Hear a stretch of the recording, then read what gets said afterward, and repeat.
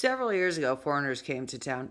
This is sort of related to the basics of pimping the people that are trying to pimp you or trying to get out of ghetto. If you're not just strictly outnumbered, and you can at least make some sort of ally, even if it's not a friend, like an acquaintance, you can agree certain things like you agree on, and that is an ally. Some things we agree on, and we agree not to hit each other.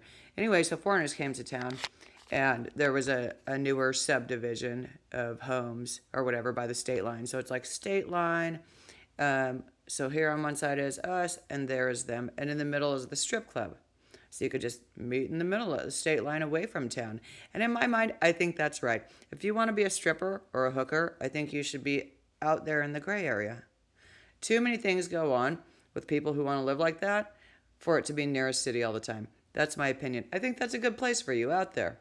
Anyway, so a bunch of people wanted to hit that neighborhood when foreigners wanted to take it over and then run over our town and the town between us and state line.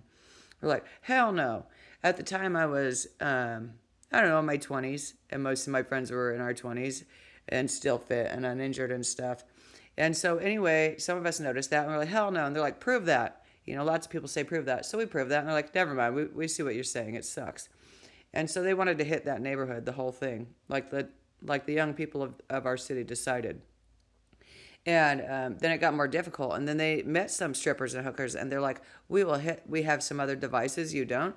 We will hit the whole thing, that whole subdivision. If you can somehow show us how to get the paperwork, at least in one or two ladies' names, we're like, no problem.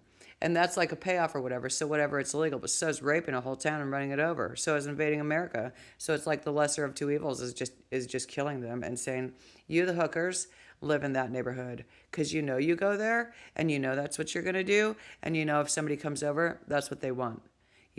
So there is an area of town where people like that go. So every time something like that comes at me, I just want to kill them because it's already happened. We already fixed that. It's like, if you think you're smart and you think you're never going to, or you think you're never going to stop buying a hooker, like get some of these cheap building supplies. People are trying to mark up. And if you're so good at building, why don't you buy a piece of property and build some apartments and put your hookers in it, and then get a kiosk and make your Johns or whatever, pay at the front desk or pay the management your fucking rent, bitch. Are you retarded?